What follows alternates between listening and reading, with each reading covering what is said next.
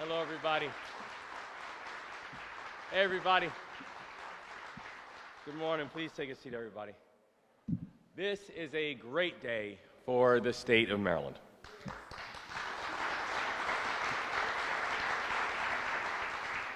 But it's not lost on me, and I know it's not lost on anybody here, that today's triumph was born out of tragedy.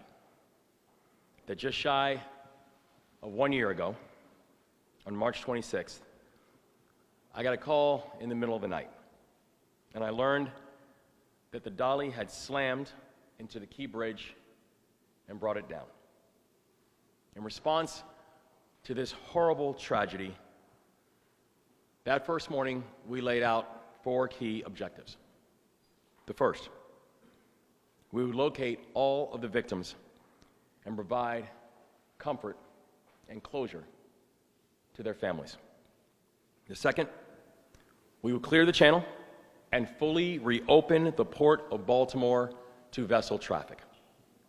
The third, we would support everyone who was affected by this collapse, from the dock workers to our small businesses. And the fourth, we would rebuild the Francis Scott Key Bridge. We tackled the first 3 directives faster than anyone anticipated.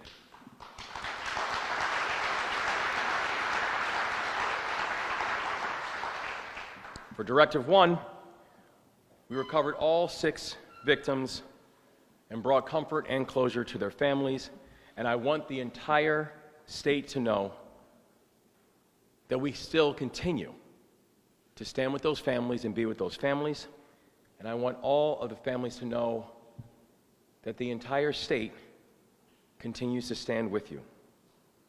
Están en nuestros corazones, nuestros pensamientos y nuestras oraciones. Directive 2.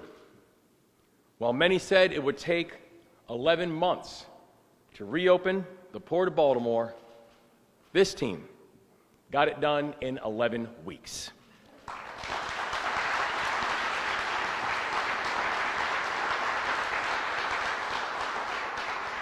We had an extraordinary unified command that worked day and night to get that channel cleared, and to see so many members of that unified command, from the Coast Guard to the U.S. Navy, Coast Guard, U.S. Navy SUPSOL, from the Army Corps of Engineers to our local leadership, Mr. Mayor, and our local county and our county executives, to all of our federal partners, to our MDTA, our MDOT, our MSP, everybody who was involved in this work. This was the gold standard of what unified command could and should look like. Directive 3. We passed bipartisan legislation with the Maryland General Assembly to support our workers and keep Marylanders on the job. And I want to give a shout out to the members of the Maryland General Assembly who got it done within days on a bipartisan basis to be able to make sure that funding was there. Thank you, Senator. And after completing those 3 directives, we set our focus on number 4, rebuilding the Francis Scott Key Bridge. And this directive is not about nostalgia. This directive is about necessity. Because you cannot have a fully functioning Port of Baltimore, the gateway to America, without the Key Bridge. And we wanted to make sure that people understood that this was one of the core arteries that was necessary to make sure that the Port of Baltimore could continue to do all the work, that it could do on behalf of not just the people of Maryland, but the people of this country. And when it came to making sure that we would rebuild the Francis Scott Key Bridge, we made sure to tackle this directive just like we tackled the other 3 directives. Together, arm in arm, that we were going to be mission first and people always. And over the last several months, we have spoken with, and I know I've spoken personally with over 160 members of Congress on this issue, explaining to them the importance, walking them through the details. They were able to work in partnership with our Attorney General, and our Attorney General, Anthony Brown, who recently filed suit against the Dolly's owners and managers to ensure that Marylanders will not shoulder the cost of rebuilding this bridge. That a broad bipartisan coalition assembled in both chambers to get the necessary support from leadership to assist with the financing of the Key Bridge had to move, and it had to move expeditiously. And the people of Maryland are grateful that Congress has stepped up strongly in helping to support this effort. And we would not be here if it were not for some of the best partners that I could ever ask for. Partners like our Lieutenant Governor, Aruna Miller.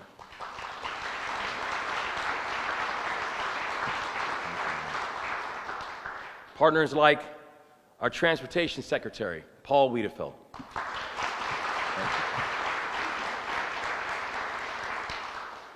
Partners like our extraordinary federal delegation. I know we have one of them here, the remarkable new Congresswoman Sarah Elfreth, and we're so happy to have you here. Thank you for all your leadership.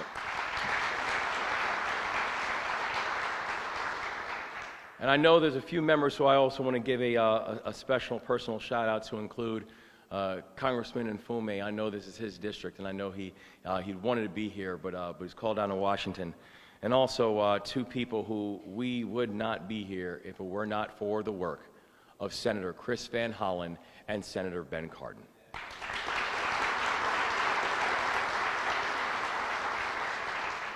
It took a big team to get to this moment. It took a unified team to get to this moment. And this moment is a really big deal. And now, we are grateful to unveil the design for the new Francis Scott Key Bridge.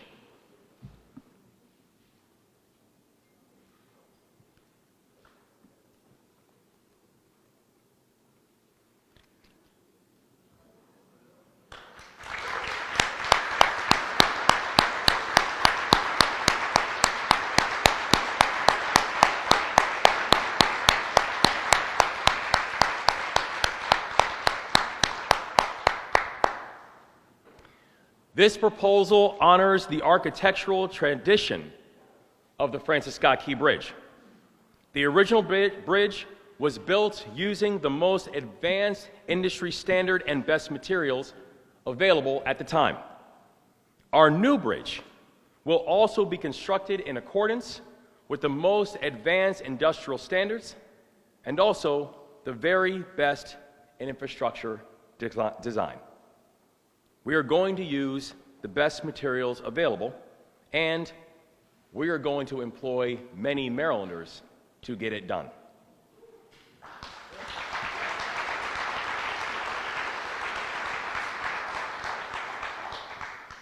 This is a really big deal.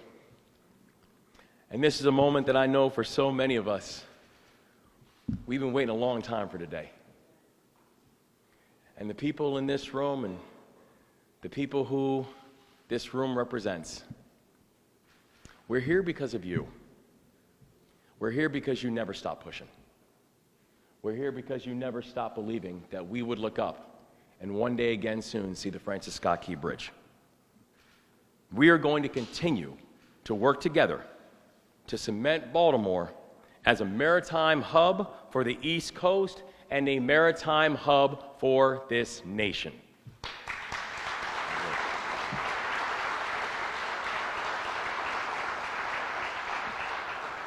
And this year, our administration has proposed new funding for a transformative project at Trade Point Atlantic. It is going to increase the Port of Baltimore's container capacity by 70%. It will create more than 8,000 jobs, and it will generate more than $1 billion in private investments.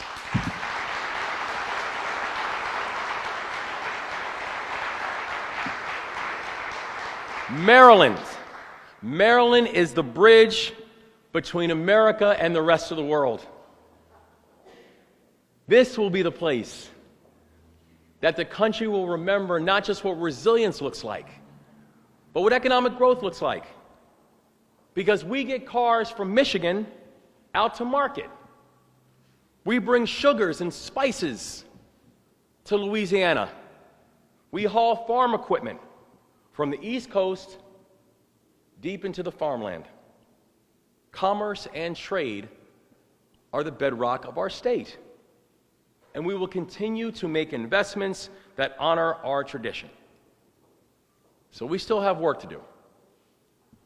But this is an incredibly important step forward.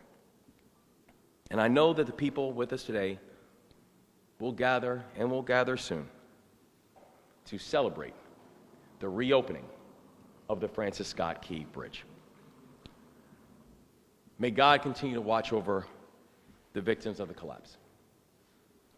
May God continue to watch over their families. May God continue to watch over this journey. May God continue to watch over our great state. Today, your hard work paid off. Congratulations, Maryland.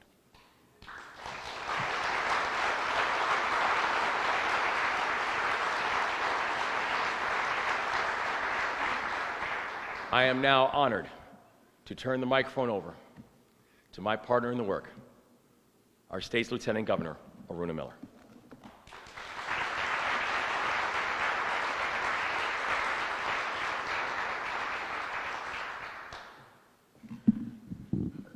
Governor, thank you so much, and thank you for your unwavering leadership.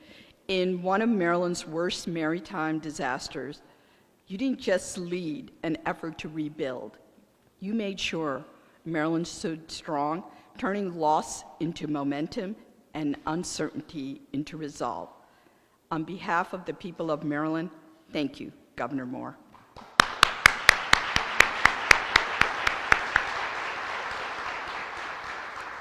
Good afternoon, everyone. What happened on March 26, 2024, tested us in ways we could have never imagined. But what happened next was nothing short of inspiration and inspiring, because Maryland did what Maryland does best. We met the moment. From our Maryland Transportation Authority, whose decisive actions saved countless lives, to the Unified Command Team, who worked tirelessly to reopen our federal channel in just 11 weeks, when many expected it to take 11 months. To our federal delegation, Maryland General Assembly, and local partners who immediately rose to support Marylanders and help secure the funding that we need. And to Secretary Wiedefeld and the entire MDOT team, you never ever took the eye off the ball. Your steadfast expertise have not just made this moment possible, but you met it head on.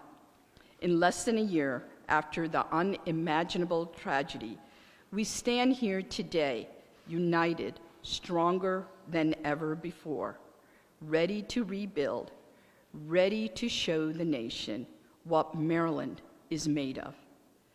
Pre-construction is already underway on both land and water, with demolition set to begin this spring. And soon, Maryland's first cable-stayed bridge will rise, not just replacing what we lost, but revealing what we have found: strength and unity in our state. As a transportation engineer, I spent my career designing and building infrastructure. But here's the truth. A road is never just a road. A bridge is never just a bridge. Transportation is a force of freedom, connecting people to opportunities, communities to one another, and businesses to the economy. And freedom and resilience go hand in hand. One cannot truly exist without the other. And make no mistake, resilience has always been a part of Maryland's story. More than 210 years ago, through fire and uncertainty, the Star-Spangled Banner waved and endured over Fort McHenry. And just as the flag stood battered but unbroken, this bridge will stand as a beacon of perseverance. This bridge will stand not as a testament to one person, but to all Marylanders, to the 6 workers we lost and their families, to workers who will bring it back to life, and to the spirit that defines this great state. So let the nation know that Maryland is the land of the free and home of the brave.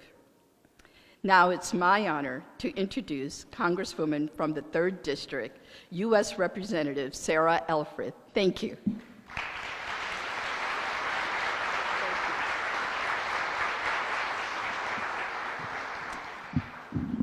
Thank you so much, Madam Lieutenant Governor. It's a privilege to be with all of you today. Thank you to the governor and his administration. You've kept your eye on the ball every single day since this tragedy occurred, and Marylanders know that. I'm here today on behalf of the entire Maryland congressional delegation, a number of whom are busy voting in D.C. right now. Senator Van Hollen, Senator Alsobrooks, Congressman Mfume, of course, whose district we are sitting in, Congressman Olszewski, whose district was majorly impacted by this tragedy, and I am proud to represent Anne Arundel and Howard counties that were equally impacted by the transportation deficit that we've experienced. I'm so glad the governor highlighted the 6 lives that were lost and their families. Let's continue through this construction and through the opening to uplift those families and make sure they know how much we honor them. Now, I am old enough to remember when Republicans and Democrats could come together and do big things. It was only 2 months ago, actually, when led by the governor and quarterbacked by Senator Cardin, Senator Van Hollen, Congressman Mfume, Congressman Andy Harris, Chairman of the Appropriations Committee, Tom Cole, came together recognizing, as the governor said, this is not just a Baltimore asset and Baltimore problem. This is a regional asset. This is a national asset that deserves the investment of the U.S. Congress. And Governor, I think I mentioned when I went up to introduce myself to Chairman Cole, who's a Republican, on the floor 2 weeks ago, and to thank him for his tireless advocacy for this bridge in his committee, he said, "Oh, it was all your governor." So know that you have many fans, not just in the Maryland delegation in Congress, because they recognize your fierce advocacy for this project. And I'll just close by saying, let this bridge be a beacon of what is possible, what can be accomplished through teamwork, through bipartisanship, and through the optimism of what can happen when we work together. Thank you very much for leading this effort. I'm proud to next introduce my fellow Towson University Tiger, Secretary of MDOT, Paul Wiedefeld.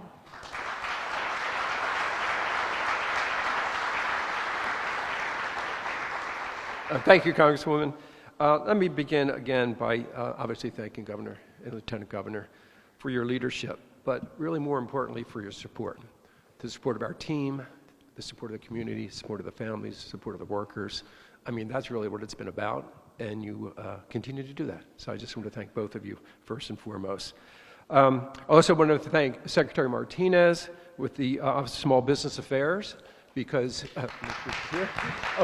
thank you. Because we want to make sure that small businesses and minority businesses have a big part of this contract going forward. So thank you for all your efforts in working with us on that.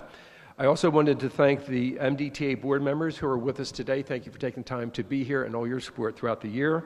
I wanted to thank, obviously, our Executive Director at MDTA, Bruce Gardner, and a special thanks to Jim Harkins, our Chief Engineer at the Maryland Transportation Authority.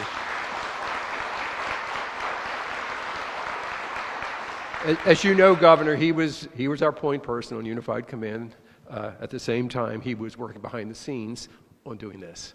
So a fantastic job. And obviously, Director Daniels at the port and everything that he's done as well. So this obviously is a significant milestone on our path to make Baltimore region and the vital Northeast Corridor whole again. The port is an economic driver for all of Maryland and the nation, and the former bridge had a big role in the port's operations and success. The new bridge will do the same, helping the port grow. This bridge will also serve as a gateway to Baltimore City. The crossing will once again connect communities and people to opportunities. This bridge design is optimized to meet the needs of the region, both for today and for generations to come. While this is a beautiful bridge, it will also be a working bridge for a working city.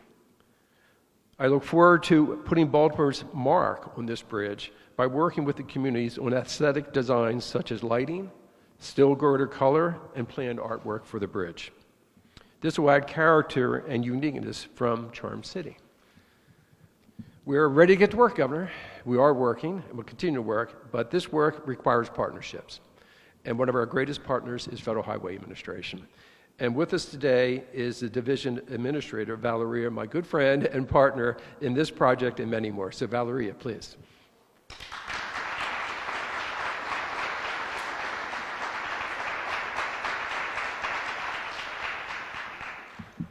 Thank you, Secretary Weatherford. What a glorious day today. Such a milestone. I am very happy to be here. I want to echo all the sentiments expressed today already and recognize the outstanding collaboration, partnerships that brought us to this point of rebuilding the Francis Scott Key Bridge, or as we call it at Federal Highway Administration, FSK. Near 11 months ago, Baltimore, Maryland, and the entire nation were shocked by the collapse of the FSK Bridge. When I learned of the collapse, I immediately thought about people who were on the bridge. My heart goes out to the families of 6 construction workers who perished that day. Their absence is deeply felt, and their families' lives will never be the same. The heroic actions of Maryland Transportation Authority officers who swiftly respond by closing the bridge approaches and communicating the emergency undoubtedly saved many lives. Thank you, officers, for your heroic actions. Following this catastrophic event, Federal Highway Administration mobilized immediately, working across multiple offices and in close coordinations with local, state, and federal partners. Thank you, the U.S. Coast Guard, the U.S. Army Corps of Engineers, Governor, really Lieutenant Governor, the Maryland Department of Transportation, their modes of Maryland Transportation Authority, and the State Highway Administration, the City of Baltimore, and all who helped to mitigate supply chain impacts, manage traffic, and reopen the port. I would be remiss not to include our key federal environmental agencies we continue to work with, such as U.S. Fish and Wildlife Services, the National Oceanic and Atmospheric Administration, the Advisory Council on Historic Preservation, and the Environmental Protection Agency. Together, we are ensuring that emergency procedures, environmental reviews, and permitting processes are expedited to support the rapid reconstruction of this vital infrastructure. As you know, Federal Highway Administration announced the immediate release of $60 million in quick release of emergency relief within hours of MDOT's request for funding. This funding served as initial down payment, and thanks to Maryland congressional delegation, the bridge reconstruction will be fully federally funded, ensuring people of Maryland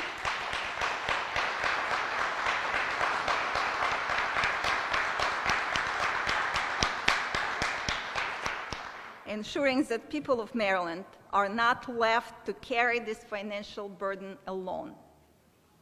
Federal Highway Administration Maryland Division team continues to work actively with all our partners, and we remain fully committed to seeing the project through. None of this progress would be possible without the strong leadership and partnerships between federal, state, and local agencies, among those with the invaluable input from the community. Thank you all for your hard collaborative work, ensuring that the bridge is rebuilt stronger than before. A critical link for regional infrastructure is restored to provide for economic stability and the safety for all who rely on it. Thank you. Have a wonderful day. And it's my great pleasure to introduce Armand Patel from Maryland Motor Carrier Association.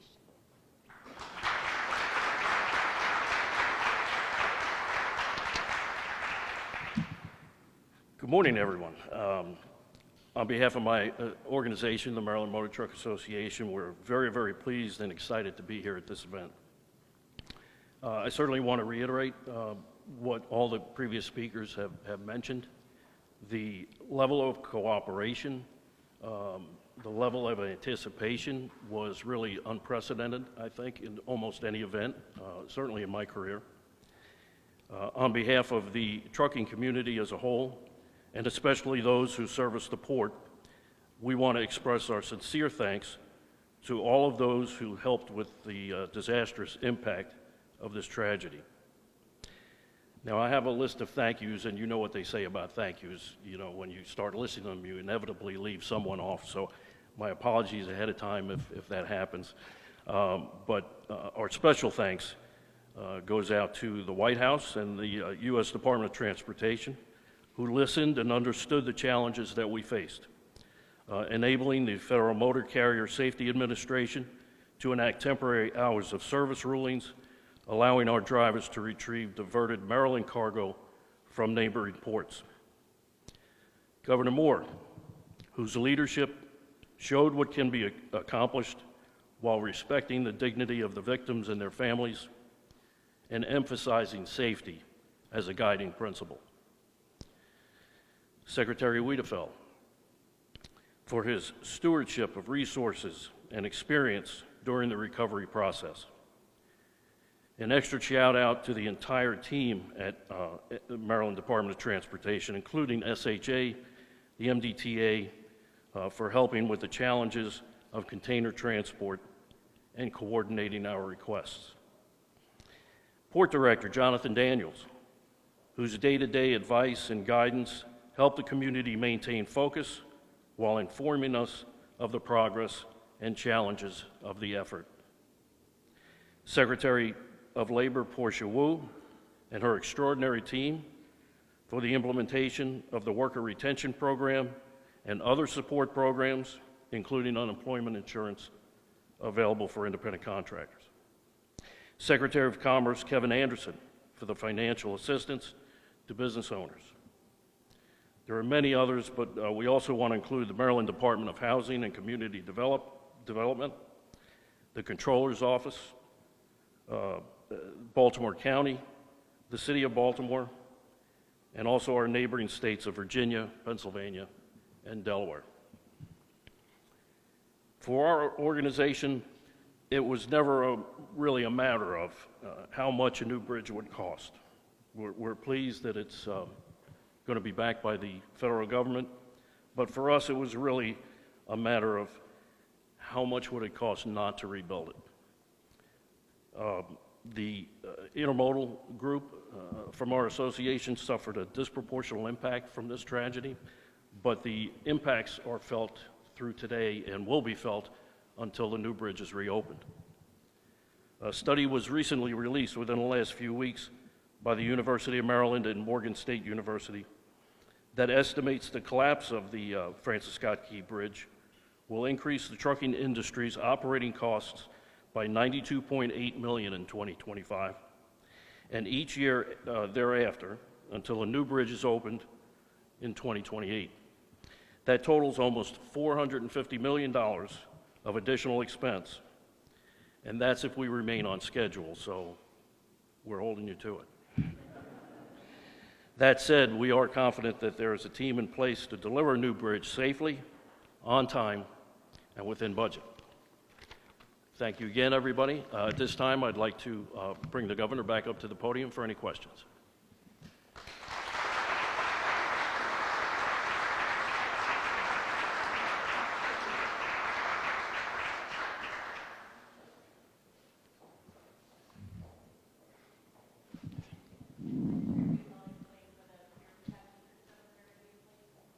Sure. And in terms of peer protection, as you can imagine, the Key Bridge was built over 50 years ago. So we're going to use the latest, basically the standards that are now international as we design this bridge for the protection of the bridge.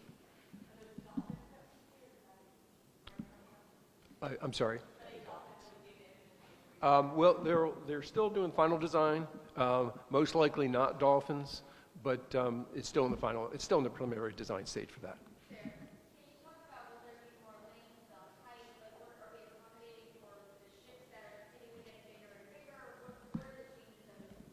Sure. So the lanes will be basically will be to interstate standards today. So there'll be 10-foot shoulders on the outside and 4-foot shoulders on the inside. It will go from 185 feet to 230 feet from the waters, from the high tide. So it will accommodate future vessels of much larger size. As you know, we're building a bridge for 100 years. 2 lanes on each, exactly.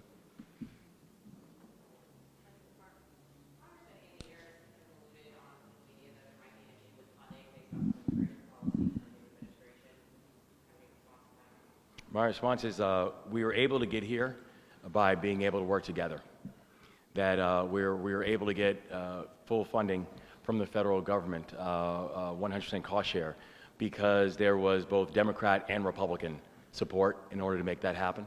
That was important because without that level of bipartisan support, we wouldn't be here. And so we're thankful for the support that we've received.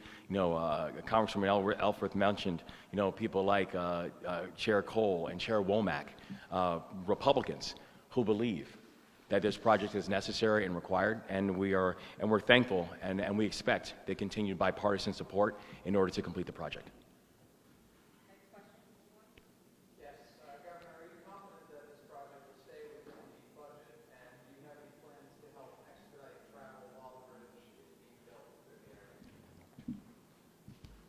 Again, we have come a long way since coming up with the first estimate 3 weeks after the collapse of the bridge. We continue to work with our partners at Federal Highway. We'll be coming up with an update on schedule and budget the next month or two as we, again, get much more detail. And in terms of, we have been working very closely with businesses and obviously the community in Baltimore City and Baltimore County in offering other opportunities, particularly transit, for people to use, and clearly some of the things we've done to make sure if there's any incidents on the roadway to clear them as quickly as possible, just given the limited capacity that we have now in this system. There had been some question at the beginning of whether or not you were going to include a memorial to those who were killed while working on the bridge when the collapse happened. Is that part of this new design, and how would that work, and what would it look like? We know that once the bridge is complete, the memory of those who we lost on March 26th, their memory will not be forgotten. And so we will make sure, and we'll continue to make sure as we're going forward, that the memory of those that we lost will be remembered and preserved.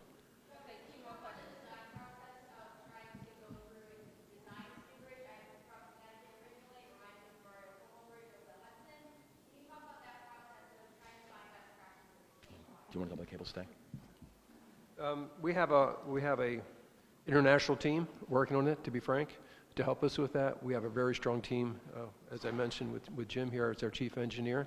So we're basically taking the best of the best that we can find, but we're also very focused on the time to redo this bridge. You just heard from the Trucking Association, the impacts that has, and anyone that travels in this area knows that every day. And then in terms of keeping the costs, both today's costs and future costs, at a minimum as we can.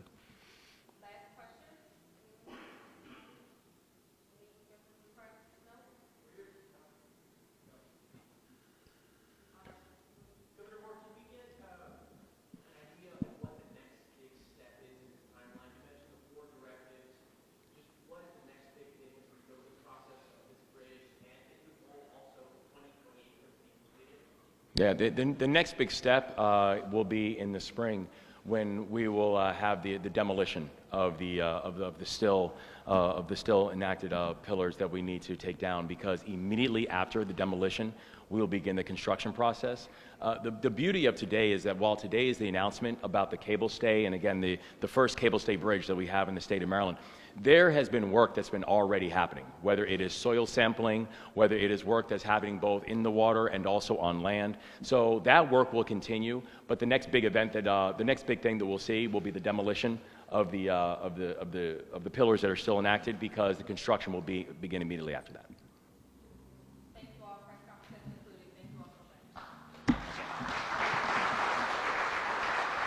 Thank you for watching. Make sure you subscribe to our YouTube channel and watch more videos from News Channel 20.